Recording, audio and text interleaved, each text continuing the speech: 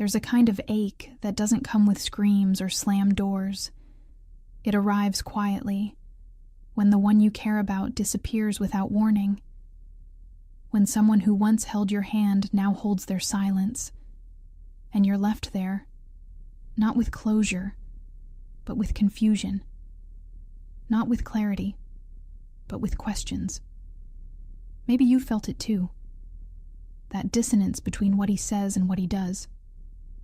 Between the love he once showed and the silence he now offers. That space in between is where the ache grows. Not a loud pain, a quiet one. A pain that says, maybe it's me. A pain that whispers, if he loves me, why do I feel so invisible? You start asking questions you never thought you'd ask. Did I do something wrong? Should I have been more patient? Maybe this is just how men are. But deep down, something doesn't sit right, because it's not just about him disappearing. It's about what his silence triggers in you. It's about the version of you that shows up when he vanishes. The one who waits, the one who hopes, the one who aches in silence too. Louise Hay once said, "We learn our belief systems as very little children, and then we move through life creating experiences to match our beliefs. That belief that love must be earned, that presence is conditional, that if someone leaves, you must have failed. These are not just ideas. They're wounds, old ones, invisible ones, passed down by those who loved us inconsistently, who made us feel chosen only when we were quiet, good, small, and now, in the present, we recreate it, falling for the same unavailability with a different face. There's a part of you that confuses distance with importance, as if someone pulling away means you must chase, as if love is proven through absence. You see, some of us carry the wound of being noticed only when we disappear, of being loved only when we are no longer too much, of waiting to be seen. Not for who we are, but for who we become in someone else's silence. Clarissa Pinkola Estes speaks of a feminine archetype I want to bring to you now, the girl who waits. She is the one who learned to wait patiently for validation. She was told not to disturb, not to ask too much, not to want too loud, and so she waits for the call, the message, the gesture that says, you matter. But while she waits, life passes. While she waits, her light dims. And while she waits, she forgets she never needed to wait to begin with. Maybe that's where you find yourself now, somewhere between being told you're loved and feeling completely alone, somewhere between a text that never came and a belief that maybe you're just not enough. But this space, this liminal, aching, quiet space, is not just pain. It's also portal, a portal into the beliefs that were never yours to carry, a chance to unlearn the silence that you mistook for safety, a chance to see yourself beyond the echo of his absence. Because this video isn't just about understanding him, it's about remembering you. It's about exploring why some men pull away when they feel love, and why that awakening touches the deepest part of you, the part that still waits, the part that still hopes, the part that still aches in silence. But we're not here to stay in the ache. We're here to name it, to understand it, and eventually to transform it. So stay with me. Let's walk together through the silence and into the truth. There's something deeply unsettling about being ignored by someone you love. It's not just the absence of words. It's the presence of doubt that begins to grow in the silence. You sit there, trying to make sense of it, replaying every detail of the last conversation, every moment of closeness, every smile. But no message comes, no explanation. And in that void, the wound opens. It's an old wound, not necessarily caused by him, but triggered by him. Because somewhere in your life, you learned that love is unpredictable, that affection is not a guarantee, but something that can be withdrawn at any moment. And now, that silence doesn't feel like confusion. It feels like confirmation. Confirmation that maybe you're just not enough. You don't tell people how much it hurts. Because it sounds small, doesn't it? He didn't reply. He stopped calling. He's been distant. But the truth is, the pain is anything but small. It touches something ancient inside of you. Something that goes back to the first time you felt unseen. The first time someone you cared about made you feel like your presence was too much, or not enough. It's not about this one man. It's about the echo of every moment you weren't chosen. Some women were raised with love that came in waves. One day, warm and present. The next, cold and unreachable. That kind of love teaches you to crave the highs, endure the lows, and mistake inconsistency for passion. And when someone disappears now, it feels familiar, almost like home, not because it's safe, but because it's what you know. And what we know, we often repeat. Louise Hay reminded us that our experiences mirror the beliefs we carry. And if deep inside you carry the belief that love is something you must prove, then the silence of another feels deserved. You begin to think, if he's gone, I must have caused it. You take on the blame. You rewrite the story in your head. You shrink yourself, hoping that maybe, just maybe, being smaller will bring him back. But what if the silence isn't proof of your inadequacy, but of his own emotional limitation? What if the wound you keep reopening isn't meant to be healed by him at all, because no amount of someone else's attention will fill the space where your own self-worth should live? And when we keep seeking reassurance from the very place that abandoned us, we only deepen the ache. So when he pulls away, you don't just feel abandoned, you feel erased. And that feeling doesn't come from now. It comes from then, from the version of you that first learned that love could leave without explanation. And that wound, if left unspoken, becomes the lens through which you see yourself. But what happens when you begin to see the wound for what it truly is? Not a reflection of your worth, but a reflection of old conditioning. What changes when you start to hear the silence? Not as a verdict, but as a clue. A clue that maybe the pain you feel is not about him at all. Maybe it's about what you believed you had to do, just to be loved. There's a moment, often quiet and invisible to the outside world, when a woman decides to prove she is worth staying for. It doesn't come with grand gestures. It comes in subtle, silent efforts. She becomes softer, more accommodating, more careful not to upset the balance. She holds back her truth, tones down her needs, and waits for his return as if his presence is the prize she must earn. And each time he pulls away, she adjusts herself just a little more, thinking maybe, just maybe, if she can be perfect enough, he'll stop disappearing. But that test was never yours to take. You weren't born believing that love was conditional. That came later. That came from patterns, from experiences, from stories told by actions more than words. Somewhere along the way, you learned that if someone walks away, it must mean something about you. You learn to tie your value to someone else's inconsistency. And so, when he ignores you, it doesn't just hurt. It activates an internal command. Try harder. Be better. Don't give him a reason to leave again.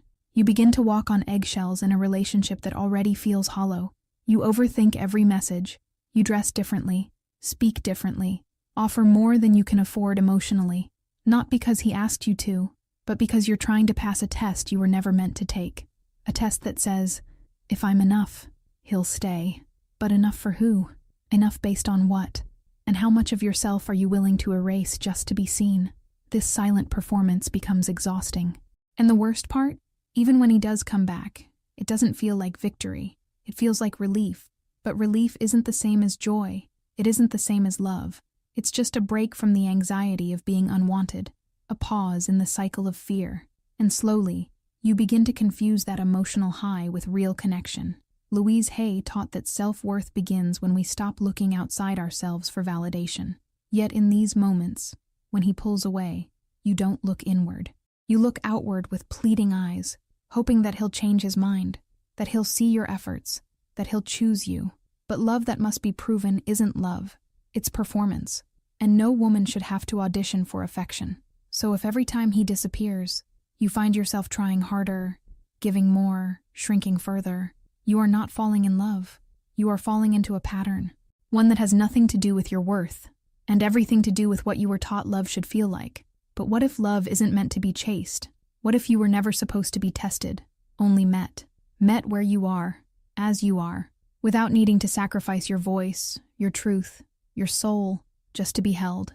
There's a kind of man who vanishes not because he doesn't feel, but because he feels too much. He isn't heartless. He's overwhelmed. And yet, his silence still wounds. It leaves you questioning your worth, your presence, your very place in his life. You may sense that his withdrawal has nothing to do with you, and yet, it always feels personal. That's the paradox. You know he's struggling with something deep inside himself, but you're the one who ends up carrying the weight of his emotional absence. Some men never learn to stay, not out of cruelty, but because closeness was never safe for them. Intimacy demands vulnerability, and vulnerability, for someone emotionally unprepared, feels like danger. So when they start to feel something real, they run, not away from you, but away from what you awaken in them. Something tender, something raw, something they don't yet know how to hold. But knowing he's wounded doesn't make your pain any less real. Your ache is valid. Your confusion is valid. Just because someone is bleeding emotionally doesn't mean you should become their bandage. You are not here to fix. You are not here to rescue. You are not here to tolerate disappearing acts in the name of understanding. Louise Hay reminds us, healing is an inside job, and his healing is not your responsibility. You can hold space with compassion, but you must not hold your breath waiting for him to become the man you imagine he could be.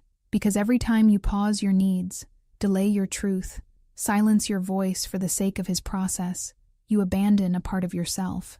And what is the cost of that self-abandonment? It's the slow erosion of your inner voice, the quiet resignation that says, maybe I'm asking for too much, but you're not. You're asking for presence, for respect, for emotional safety. And those are not luxuries. They are necessities in love. Yes, he might be dealing with fear. Yes, he might be carrying unresolved pain. But the space he leaves in your heart by pulling away cannot be filled with excuses. You can see him with empathy, but you must also see yourself with clarity, because your pain doesn't need to wait for his readiness to matter. So the question is not, why is he like this? The question becomes, what do I do with this space he keeps creating in me? And even more important, how long will I keep giving parts of myself to someone who doesn't yet know how to receive them? Because loving someone through their wounds does not mean you have to bleed for them. It's tempting to believe that you miss him, his voice, his touch, his presence. But when you look deeper, when you sit with the ache long enough, you start to notice something else. You're not waiting for this man. You're waiting for someone older, someone from another time. Maybe not even from romance, but from childhood. You're waiting to be chosen by someone who never truly saw you. And every time you find yourself drawn to emotionally unavailable men, it's not because you're weak. It's because your heart is loyal to a pattern it never asked to learn. That's the mirror, the repetition, the invisible echo. You're not reenacting the relationship. You're reenacting the hope that this time, love will stay. That this time, the silence will turn into presence. That maybe if you give enough, wait long enough, become gentle enough, he will love you the way they didn't. But the truth is, you're chasing a resolution to a story that already hurt you once. And every time you do, you relive the same ending in a different costume. Louise Hay said, when we really love ourselves, everything in our life works. But self-love isn't just saying affirmations in the mirror. It's noticing when your nervous system feels addicted to the wrong kind of love. It's recognizing that the butterflies in your stomach might actually be anxiety in disguise. It's understanding that your longing might be grief wearing perfume, trying to seduce you back into familiar pain. When he pulls away, it reactivates that early wound, the one that whispered, "You're too much," or "You're not worth staying for."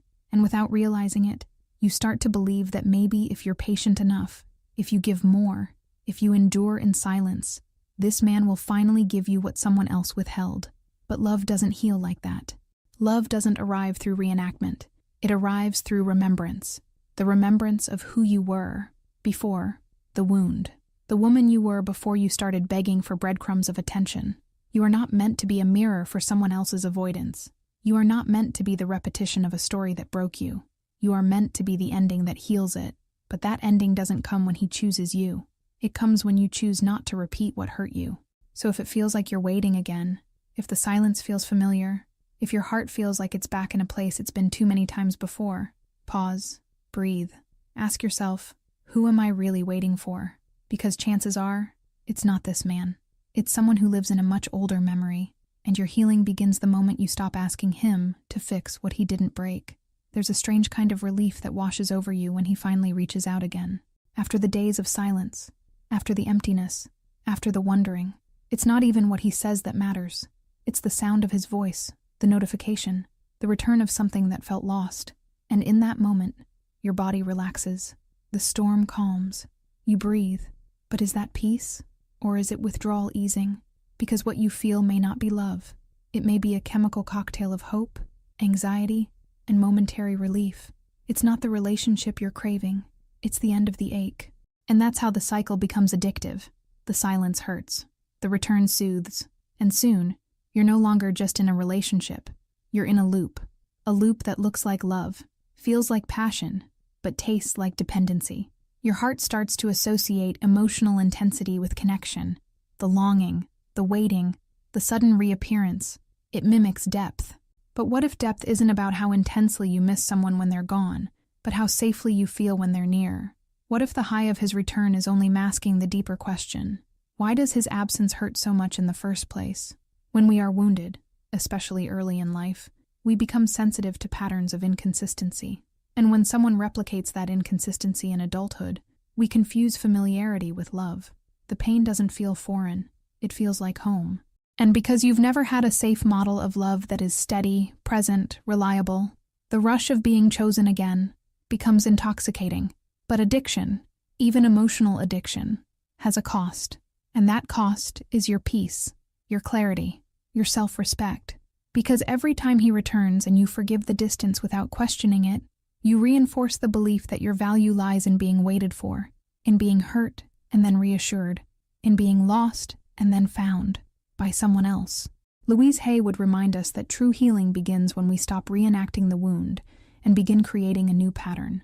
A pattern where your worth isn't tied to someone's reappearance, but to your own unwavering presence for yourself. Where love doesn't arrive as a rescue, but as a reflection of the love you already give within.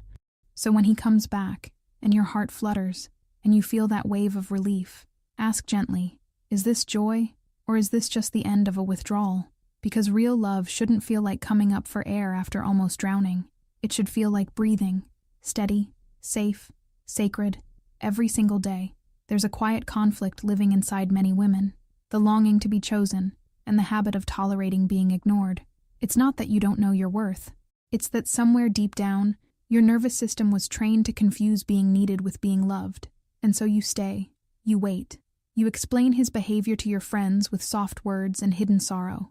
You hold space for someone who won't hold space for you, not because you enjoy the pain, but because the pain feels familiar. And sometimes, familiar is easier to endure than the unknown. You want to be chosen, fully, actively, with presence and care. But what you've lived taught you something else. It taught you to prove yourself, to earn your place, to be the good one, the patient one, the one who loves without demanding. And that silent devotion, although romanticized by society, often becomes a prison. Because loving without boundaries is not love. It's self-abandonment dressed as loyalty. The truth is, you learned to tolerate being ignored, because that was safer than the risk of being alone. Maybe you were taught that a little attention is better than none, that crumbs are enough if you're really hungry. And you were hungry, not just for affection, but for recognition, for someone to see the depth of what you give and say, this matters, you matter. But every time you wait for that affirmation from someone who disappears, you delay the deeper recognition that can only come from within. Louise Hay reminded us that we are each responsible for all of our experiences. And while this doesn't mean you caused the neglect, it does invite you to ask, why have I been staying where I'm not fully seen? Because the answer to that question can open the door to a new kind of self-respect, one not based on waiting, but on worthiness. You deserve to be chosen without having to earn it, to be remembered without having to remind, to be prioritized without having to plead. And if that sounds unfamiliar, it's not because it's unrealistic. It's because your heart hasn't lived that love yet. But that doesn't mean it's not real. It just means it starts with you, with the choice to no longer tolerate what you call love when it comes wrapped in absence. And maybe the deepest shift begins when you stop asking, why won't he choose me? And start whispering, why do I keep choosing those who don't see me? Because somewhere inside you, there is a woman who doesn't need to be picked. She needs to be remembered by herself, honored, held, home. There comes a moment in every woman's healing when the question quietly changes. It doesn't come with fanfare or clarity. It comes in the stillness, after another long night, another silence, another wave of waiting that leaves you hollow. You stop asking, why does he do this? And begin to ask, why am I still here? Not out of blame, not out of shame, but out of awakening. A soft, subtle, sacred awakening that says, I have been making his patterns more important than my peace. It's a delicate shift, but a powerful one. Because up until now, your energy has been looking outward, trying to decode his behavior, justify his distance, translate his silence into meaning. But that search never ends, does it? Because the answers you seek about him can't fill the questions you've been avoiding about yourself. The woman who begins to ask different questions begins to receive different truths. She sees that it's not just about his inconsistency, it's about her conditioning. The belief that staying in uncertainty makes her loyal. The belief that endurance equals love. The belief that if she holds on long enough, he will finally see her worth. But what if he never does? And more importantly, what if he doesn't need to? Louise Hay spoke often about the power of choice. "I am willing to release the need for this pattern," she said. And perhaps that is the doorway. Not understanding him. Releasing the need to keep repeating this story. Releasing the belief that your value is proven through pain. Releasing the idea that love must hurt to feel real. There is a strength in asking, "What about me?" Not in a selfish way, but in a reclaiming way. A way that says, "I've spent too long centering someone who isn't even present. I've waited in rooms he never entered. I've dressed my wounds with his apologies. And now, I am ready to choose a love that includes me." When you stop asking why he disappears, you begin to ask, "Why have I disappeared from myself?" And that question isn't painful. It's liberating. It invites you back to your own side. It calls you home to your own body, your own rhythm, your own worth. And in that homecoming, something breaks open. Not your heart, but the illusion that it was ever dependent on someone else to feel whole. So the next time the silence comes, pause. Not to wonder what he's thinking, but to remember what you have forgotten. That your value isn't a question mark. It's a full sentence, a sacred truth, and it was never his job to affirm it. It has always been yours. There is a silence that destroys, the one that comes from being ignored, dismissed, made to feel invisible. It lingers in the body like an unanswered question. But there is another kind of silence, one that heals, one that rebuilds, one that no longer waits for someone to call, but listens deeply for your own voice rising. This is the silence of power, the moment when you stop chasing noise and start honoring your presence. It is the shift from longing to remembering, from craving to choosing. When you stop responding to his absence, not from bitterness but from clarity, you create something sacred, a space where your nervous system can breathe, where your intuition can speak, where your worth is not measured by how quickly someone returns, but by how consistently you return to yourself. This silence isn't empty. It's full of you, full of the wisdom you were too distracted to hear, full of the truth you've been carrying all along. You may feel lonely at first. That's normal. The absence of chaos can feel like a void when you're used to emotional highs and lows. But give it time. Let the quiet grow roots. Let your stillness become a sanctuary, because within that stillness, something ancient begins to stir. The memory of who you were before the waiting, before the proving, before the stories that said love must cost your peace. Louise Hay taught that, in the infinity of life where I am, all is perfect, whole, and complete. This silence, this choice to no longer beg to be heard, is a return to that wholeness. Not the wholeness someone gives you, but the one that has always been there beneath the noise. In choosing this sacred silence, you're not giving up on love.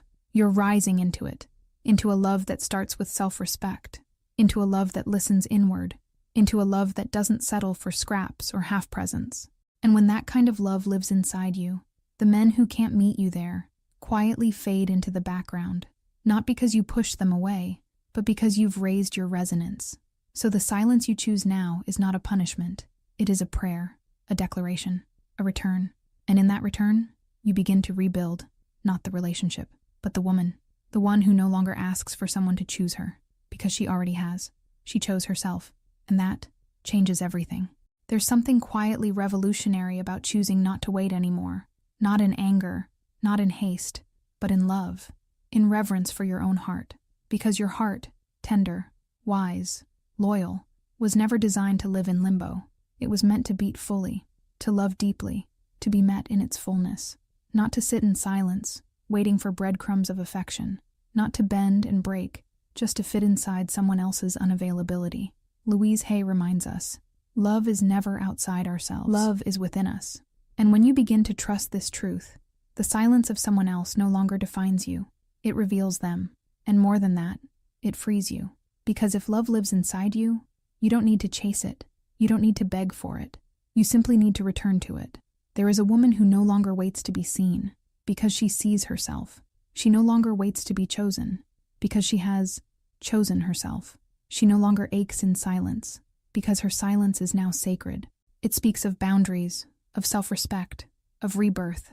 And this woman, is you. Marianne Williamson once said, "We are not held back by the love we didn't receive in the past, but by the love we're not extending to ourselves in the present." What would happen if, tonight, you gave yourself that love?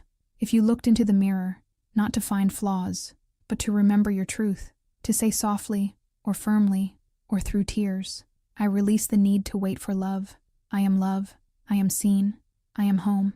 And maybe, just maybe, that's how the healing begins. Not with closure from him, but with a coming home to yourself. If this touched something deep inside you, I invite you to subscribe and stay connected. This space was created for your heart. And if you're ready to go deeper, click on the video appearing on your screen right now. It will walk with you further into the healing you deserve. You are not alone. You are not broken. You're just remembering who you truly are.